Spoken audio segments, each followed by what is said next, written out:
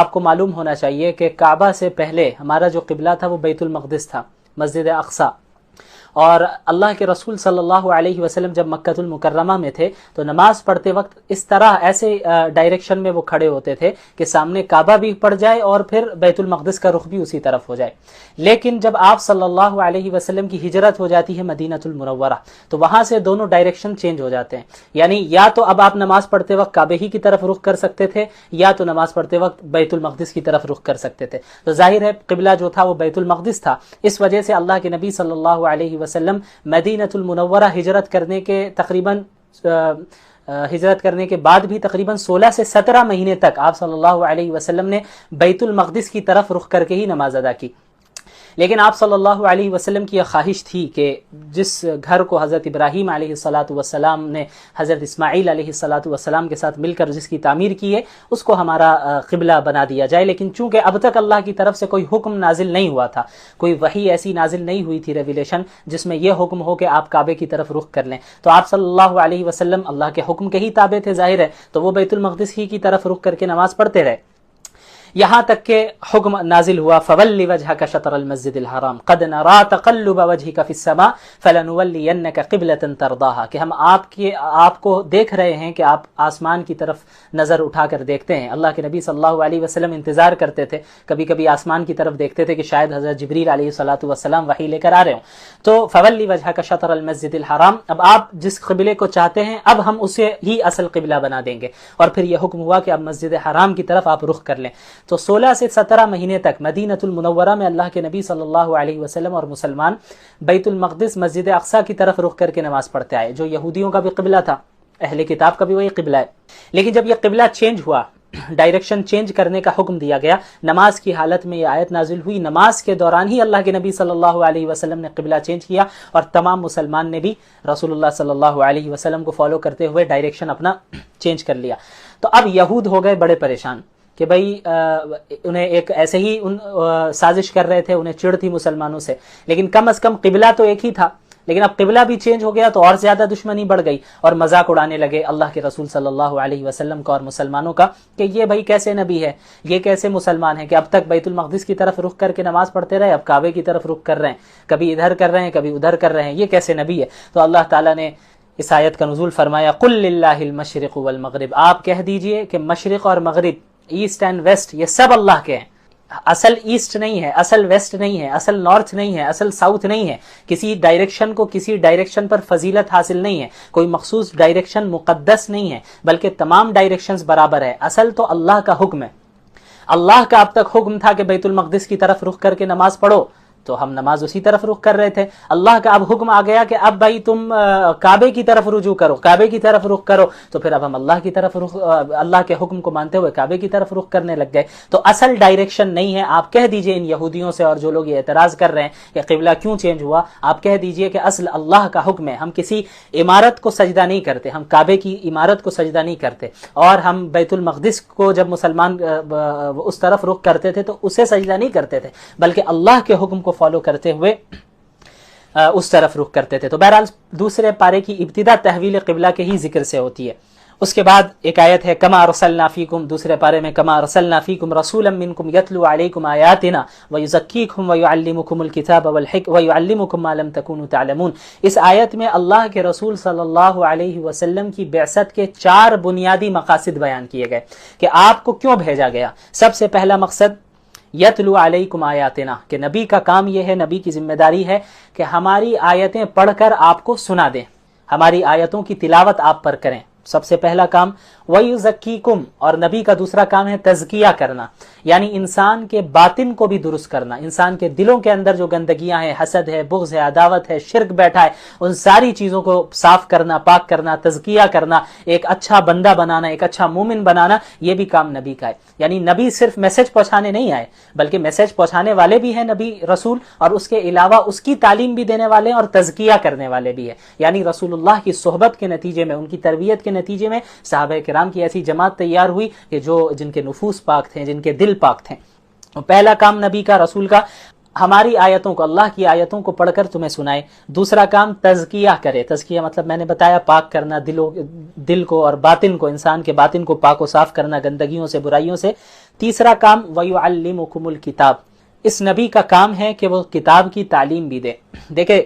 کتاب کی تلاوت کرنا یہ ایک الگ کام ہے، پھر اس تلاوت جس کتاب کی تلاوت کی گئی ہے اس کتاب کی تعلیم دینا کہ بھئی اللہ نے اس آیت کو نازل کیا، آپ کو پڑھ کر سنا دیا گیا اس آیت کو، لیکن اس آیت کا مطلب کیا ہے، اللہ اس میں کیا کہنا چاہ رہا ہے، کیا اللہ نے ہمیں حکم دیا ہے، تو یہ کام بھی نبی کا ہے۔ تو اللہ کے رسول صلی اللہ علیہ وسلم اپنے الفاظ کے ذریعے ہی سمجھائیں گے کہ بھئی قرآن کی اس آیت کا کیا مطلب ہے،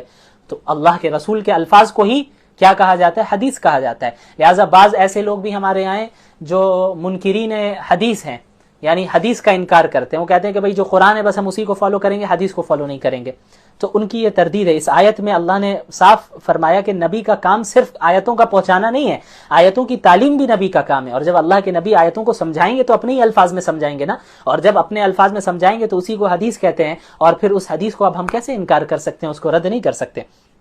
چوتھی چیز حکمت کی تعلیم دیں گے، سنت کی تعلیم دیں گے۔ تو یہ چار بنیادی مقاصد ہیں اللہ کے رسول صلی اللہ علیہ وسلم کی بعثت کے: تلاوت کرنا اللہ کی آیتوں کی، اور اس کے علاوہ تزکیہ کرنا، اس کے علاوہ کتاب کی تعلیم دینا اور حکمت کی تعلیم دینا۔ اس کے بعد آیت کا ذکر ہے ان الصفا والمروۃ من شعائر اللہ فمن حج البیت واعتمر فلا جناح علیہ ان یطوف بہما۔ ہوا یہ کہ زمانے جاہلیت میں صفا اور مروہ پر بت رکھے ہوتے تھے، تو اللہ کے نبی صلی اللہ علیہ وسلم نے جب نبوت نازل ہوئی اور وحی نازل ہونا شروع ہوئی اور مسلمان ایک تعداد اسلام قبول کرنے لگ گئے لوگ، تو پھر وہ بھی عمرہ کرنا چاہتے، وہ بھی سعی کرنا چاہتے تھے، صفا اور مروہ کے درمیان سعی کی جاتی ہے، تو انہیں حرج محسوس ہونے لگا کہ بھئی سعی کرنا چاہیے ہمیں یا نہیں کرنا چاہیے، کیونکہ صفا اور مروہ پہ تو بت رکھے ہوئے ہیں، اچھا اسے ہٹا بھی نہیں سکتے کیونکہ مکہ میں ان کے پاس طاقت نہیں تھی، اقتدار نہیں تھا ان کے پاس، تو اللہ نے اس آیت کا نزول کیا ان الصفا والمروۃ من شعائر اللہ، کہ صفا اور مروہ اللہ کے شاعر میں سے، اللہ کی نشانیوں میں سے، لہٰذا آپ عمرہ کرتے وقت اور حج کرتے وقت سعی ضرور کیجیے۔ اس کے بعد انما حرم علیکم المیتۃ والدم ولحم الخنزیر، مشرکین کیا کرتے تھے کہ اپنی جانب سے چیزوں کو حلال کرتے، اپنی جانب سے چیزوں کو حرام کر دیتے، تو اللہ نے اس کی تردید کی کہ حلال اور حرام کرنا یہ صرف اللہ کا کام ہے، کہ کون سی چیز حلال ہے کون سی چیز حرام ہے یہ بتانا صرف اللہ کا کام ہے۔ اللہ جس چیز کو حلال کہے گا وہ چیز حلال ہوگی، اور جس چیز کو حرام کہے گا وہ چیز حرام ہوگی۔ یہ مشرکین یا کسی بھی انسان کے اختیار میں نہیں ہے کہ اپنی جانب سے کسی حلال کردہ چیز کو حرام کر دے اور کسی حرام کردہ چیز کو حلال کر دے۔ تو اس آیت کا نزول ہوا انما حرم علیکم المیتۃ والدم ولحم الخنزیر، اور اس میں چار چیزوں کو گنوایا اللہ نے، چار ایسی چیزیں جو حرام ہیں: مردار، میتہ، والدم بہتا ہوا خون، ولحم الخنزیر اور خنزیر کا گوشت، وما اہل بہ لغیر اللہ، اور ہر وہ جانور جس پر اللہ کے سوا کسی کا نام لیا گیا ہو، یعنی شرعی اعتبار سے اسے ذبح نہ کیا گیا ہو اور غیر اللہ کے نام پر اسے ذبح کیا گیا ہو، یا پھر کچھ غیر شرعی طریقے سے اس کو قتل کیا گیا ہو، تو وہ میتہ میں داخل ہے۔ اس کے بعد ایک بہت ہی بلیغ آیت آتی ہے وَلَكُمْ فِي الْقِصَاصِ حَيَاةٌ يَا أُولِي الْأَلْبَابِ لَعَلَّكُمْ تَتَّقُونَ، کہ قصاص لینے میں اے عقل مندو تمہارے لیے زندگی ہے تاکہ تم متقی بن جاؤ۔ قصاص کا مطلب کیا ہوتا ہے؟ دیکھیں شریعت کا حکم ہے کہ ایک قاتل، اگر اسلامی حکومت قائم ہے تبھی یہ ہے، یہ اسلامی حکومت کا کام ہے، کوئی عام انسان اٹھ کر نہیں کر سکتا۔ وہ کیا ہے کہ ایک شخص نے کسی کا قتل کر دیا، تو اب یہ جو قاتل ہے وہ سزا کا مستحق ہے، تو اس کو سزا کیا دی جائے گی؟ شریعت نے بتایا کہ اس سے قصاص لیا جائے گا، یعنی اسے بھی قتل کیا جائے گا۔ اس نے انسانی جان کا احترام نہیں کیا اور قتل کیا اس نے ناحق، تو پھر اس شخص کو بھی یہ اسی سزا کا مستحق ہے کہ اس کو بھی قتل کیا جائے، تو اسے قصاص کہتے ہیں۔ پھر اس میں اور بھی یعنی مختلف پہلو ہیں کہ مقتول کے گھر والوں کو بھی اختیار دیا جاتا ہے، یا تو قاتل کو قتل کروا دے یا دیت لے لے، پیسے لے لے، اس تفصیل میں نہیں جانے والا، لیکن اللہ نے جو اس آیت میں کہا ہے کہ اے عقل مندو قصاص لینے میں، یعنی قاتل کو بھی قتل کی سزا دینے میں تمہارے لیے زندگی ہے، اے عقل مندو۔ اب آپ اندازہ لگائیں زندگی کیسے؟ بظاہر تو لگ رہا ہے کہ قاتل کو قتل کیا جا رہا ہے تو وہ تو مر جا رہا ہے، زندگی کیسے ہے؟ لیکن آپ غور کریں کہ جب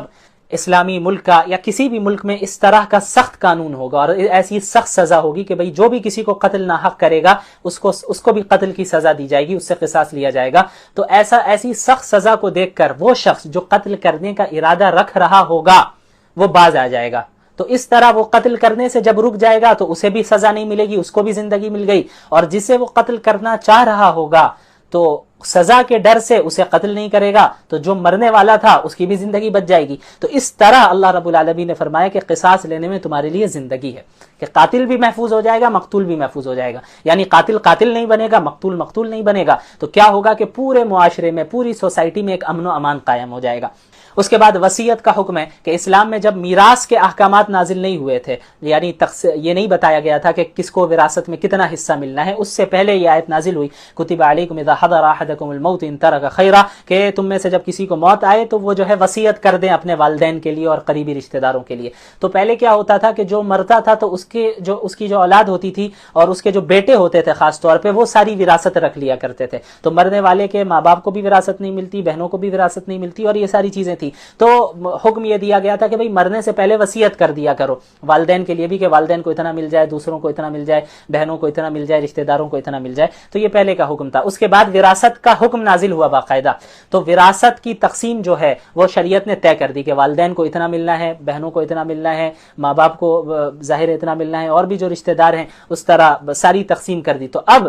ان لوگوں کے لیے وصیت کرنے کی ضرورت ہی نہیں ہے. یعنی جو وارث ہیں ان کے لیے تو وصیت نہیں کی جاتی ہے، البتہ کیونکہ وارثوں کے لیے پہلے سے کیا ہے کہ اللہ نے حصے طے کر دیے ہیں کہ کس کو کتنا ملنا ہے. تو وارثوں کے علاوہ، ورثاء کے علاوہ جو لوگ ہیں رشتہ داروں میں، ان کے لیے وصیت کرنے کی اب بھی اجازت ہے کہ موت سے پہلے وصیت کر جائے کہ میری مرنے کے بعد میرے مال سے اتنے پیسے فلاں جگہ پہ دے دیا جائے یا فلاں شخص کو دے دیا جائے. جو وارث نہیں ہوگا ظاہر ہے، لیکن وہ بھی شریعت نے یہ قید لگائی ہے کہ 1/3 جو بھی مال آپ چھوڑ کے جائیں گے 1/3 سے کم ہی میں آپ وصیت کر سکتے ہیں، اس کے اندر ہی کر سکتے ہیں. ایسا نہیں ہوگا کہ آپ کر دیں گے کہ پورے مال کو میرا آپ فلاں شخص کو دے دو جو وارث ہی نہیں ہے، تو یہ نہیں مانا جائے گا، کیونکہ جو وارثین ہیں ان کا بھی حق ہے. 1/3 حصے کے اندر آپ وہ کر سکتے ہیں وصیت. اس کے بعد روزے کی فرضیت کا حکم ہے. یا ایھا الذین آمنوا کتب علیکم الصیام کما کتب علی الذین من قبلکم لعلکم تتقون، اے ایمان والو تم پر روزے فرض کیے گئے ہیں ٹھیک اس طرح جس طرح تم سے پہلے کی قوموں پر فرض کیے گئے تھے، لعلکم تتقون تاکہ تم متقی بن جاؤ. روزہ ایک ایسا حکم ہے اور ایسی عبادت ہے جو اس امت کے لیے بھی فرض ہے، رمضان کے روزے، اور اس سے پہلے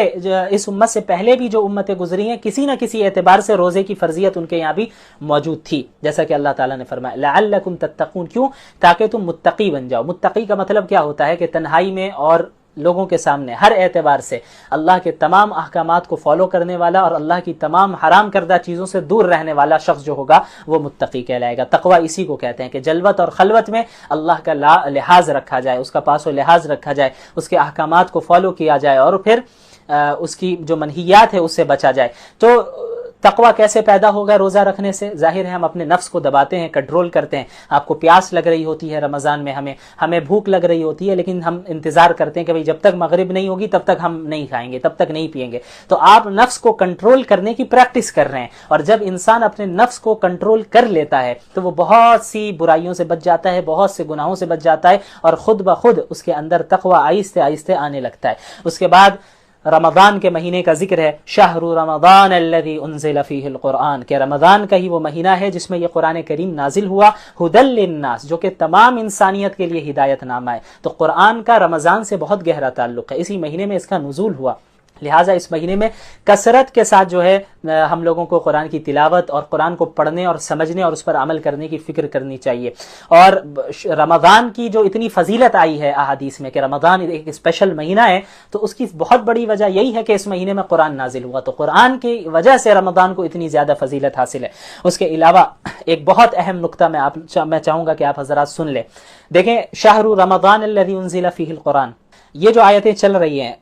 آیت نمبر 185 بلکہ 183 سے ہی رمضان کا ذکر شروع ہو جاتا ہے. سورۃ البقرہ آیت نمبر 183 سے رمضان کا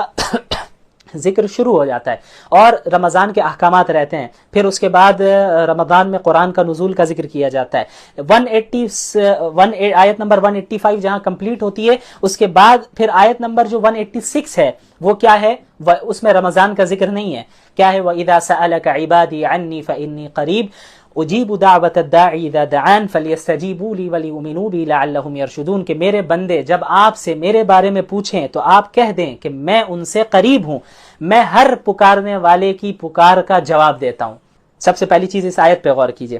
کہ جب بھی کوئی پکارنے والا مجھے پکارتا ہے، یہ نہیں کہا جب بھی کوئی دیندار مجھے پکارتا ہے، یا کوئی عالم مجھے پکارتا ہے، نہیں، کوئی بھی پکارنے والا بڑے سے بڑا گنہگار شخص کیوں نہ ہو، اللہ کو پکار رہا ہے. اور اچھا دعوتن کہا، دعوت الداعی، یعنی ایک پکار، ایک گناہ، جتنا بھی گنہگار بندہ ہو وہ اللہ کو ایک بار بھی پکارتا ہے تو اللہ کہہ رہے ہیں میں تم سے قریب ہوں، اللہ اس کا جواب دیتا ہے. فَلْيَسْتَجِيبُوا لِي وَلْيُؤْمِنُوا بِي لَعَلَّهُمْ يَرْشُدُونَ، تو میری بات مانتا رہے اور ایمان رکھے تاکہ وہ سیدھے راستے کی طرف جائے اور پھر وہ ہدایت پا سکے. تو یہ ایک اہم آیت ہے کہ جب بھی میرے بندے آپ سے میرے بارے میں پوچھے آپ بتا دیں میں اپنے بندوں سے قریب ہوں، جب بھی کوئی پکارنے والا ایک بار بھی پکارتا ہے تو میں اس کا جواب دیتا ہوں. تو اوپر سے رمضان کا ذکر چلا آ رہا ہے، پھر آیت نمبر 186 اچانک سے یہ وَإِذَا سَأَلَكَ عِبَادِي أَنِّي والی آیت آ جاتی ہے. پھر آیت نمبر 187 سے پھر رمضان کا ذکر شروع ہوتا ہے اور روزے کا ذکر شروع ہو جاتا ہے. تو شروع میں رمضان اور روزوں کا ذکر، لاسٹ میں بھی رمضان اور روزوں کا ذکر، بس بیچ میں ایک آیت یہ آتی ہے جس کا بظاہر روزے سے کوئی تعلق نظر نہیں آتا، اور وہ یہی ہے کہ جب میرے بندے مجھ سے پوچھے. تو علماء مفسرین نے یہ نقطہ بیان کیا ہے کہ رمضان کے احکامات کا ذکر کرتے کرتے اچانک یہ ذکر کرنا کہ جب میرے بندے میرے بارے میں سوال کرے تو آپ کہیں میں ان سے قریب ہوں اور ان کی دعا کا جواب دیتا ہوں، یہ اس بات کی طرف اللہ نے اشارہ کیا کہ روزے کی حالت میں خصوصاً رمضان کے مہینے میں خصوصاً دعا کا بہت زیادہ اہتمام ہونا چاہیے، بہت زیادہ اہتمام ہونا چاہیے کہ یہ وہ مہینہ ہے اور اس مہینے کے یہ وہ لمحات ہیں جن میں اللہ رب العالمین کثرت سے دعاؤں کو قبول کرتے ہیں. بہت زیادہ اس بات کی پاسبلٹی ہوتی ہے کہ ہماری دعائیں اللہ رب العالمین قبول کرے گا، اور روزے دار کی دعا تو اللہ ریجیکٹ نہیں کرتا. اگر ہم ایمان اور اعمال صالحہ کے ساتھ اور تمام چیزوں کا لحاظ رکھتے ہوئے ہم روزے رکھ رہے ہیں تو اللہ روزے دار کی دعاؤں کو ریجیکٹ نہیں کرتا. تو یہ ایک بہت بڑا نقطہ ہے. اس کے بعد اعتکاف کا ذکر ہے، وَأَنْتُمْ عَاكِفُونَ فِي الْمَسَاجِدِ. اعتکاف رمضان المبارک کے آخری عشرے میں اعتکاف کرنا یہ سنت مؤکدہ علی الکفایہ ہے. ایسی مسجد میں اعتکاف مرد کریں گے جہاں پانچوں وقت کی نماز باجماعت ہوتی ہے. اس کے بعد پھر مختلف سوالوں کا جواب دیا گیا ہے، اور اس کے بعد حج کا بیان ہے اس بارے میں، اور حج کے متعلق تفصیلات ہے. اس کے بعد مرتد کے بارے میں بیان کیا گیا. مرتد کون ہے؟ مرتد اس شخص کو کہتے ہیں جو مسلمان تھا لیکن پھر وہ اسلام سے پھر گیا، یا تو کسی دوسرے مذہب کو اس نے اختیار کر لیا، یا وہ ایتھسٹ بن گیا، یا وہ اسلام کو چھوڑ کر کسی بھی راستے میں چلا گیا، پہلے مسلمان ہونے کے باوجود وہ پھر گیا، تو ایسے شخص کو مرتد کہتے ہیں. تو ان کے متعلق اللہ نے کہا وَمَن يَرْتَدَّ مِنْكُمْ عَنْ دِينِهِ فَيَمُتْ وَهُوَ كَافِرٌ فَأُولَئِكَ حَبِطَتْ أَعْمَالُهُمْ فِي الدُّنْيَا وَالْآخِرَةِ وَأُولَئِكَ أَصْحَابُ النَّارِ هُمْ فِيهَا خَالِدُونَ. کہ تم میں سے جو بھی اپنے دین سے پھر جائے گا، اسلام سے پھر جائے گا، اور پھر کفر کی حالت میں اس کی موت ہو گئی، فَأُولَئِكَ حَبِطَتْ أَعْمَالُهُم فِي الدُّنْيَا وَالْآخِرَةِ، تو دنیا و آخرت میں اس کے تمام اعمال ضائع ہو گئے، اس کے اب اعمال کا کوئی اعتبار نہیں کیا جائے گا. وَأُولَئِكَ أَصْحَابُ النَّارِ، اور یہی وہ لوگ ہیں جو جہنم والے ہیں، جو آگ والے ہیں، ہم فیہا خالدون، وہاں وہ ہمیشہ ہمیشہ رہیں گے. تو اتنی بڑی سزا کیوں؟ کیونکہ وہ ہدایت پا چکا تھا، سیدھے راستے کی نعمت اسے مل گئی تھی، لیکن اس نے اس نعمت کی ناقدری کی اور نعمت کو ترک کر کے وہ گمراہی کی طرف خود سے گیا، تو اس کے لیے زیادہ سنگین سزا ہے. بہرحال اس کے بعد پھر اور بھی کئی سارے مسائل بیان کیے گئے پاکی ناپاکی کے متعلق. پھر اس کے بعد الطلاق مرتان، طلاق کے چند مسائل بیان کیے گئے. اس کے بعد رضاعت کا ذکر ہوا، والوالدات یرضعن اولادہن، کہ جو مائیں ہیں وہ اپنی اولاد کو حولین کاملین 2 سال مکمل دودھ پلائیں گی. اسلام نے بچوں کے بھی حقوق کا لحاظ رکھا ہے کہ جو دودھ پیتا بچہ ہے اس کے بھی حقوق کا خیال رکھا ہے، اور ماؤں کو حکم دیا گیا ہے کہ وہ مکمل 2 سال تک بچوں کو دودھ پلائے. اچھا، یہ رضاعت کا بھی بیان ہے یہاں پہ، آپ کو معلوم ہونا چاہیے رضاعت کا کیا مسئلہ ہے. جس طرح حقیقی بھائی بہن میں نکاح کرنا، شادی کرنا یہ جائز نہیں ہے، حرام ہے، اسی طرح رضائی بھائی بہنوں میں بھی شادی کرنا جائز نہیں ہے، نکاح کرنا جائز نہیں ہے. مثلا 2 الگ الگ بچے، ایک بچہ ہے ایک بچی ہے،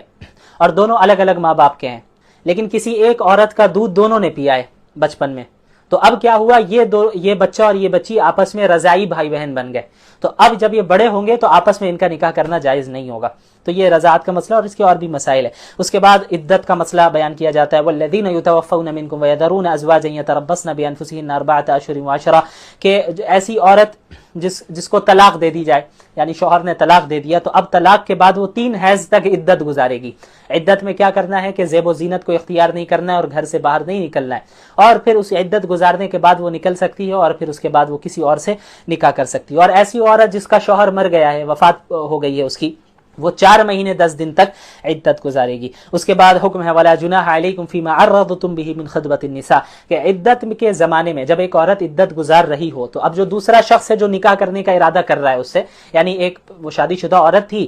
اسے طلاق مل گئی یا ایسا ہوا کہ اس کا جو پہلا شوہر ہے وہ مر گیا تو اب وہ عدت گزار رہی ہے، تو عدت کے دوران کسی دوسرے مرد کو اس بات کی اجازت نہیں ہے کہ وہ صراحتاً نکاح کا پیغام بھیج دے۔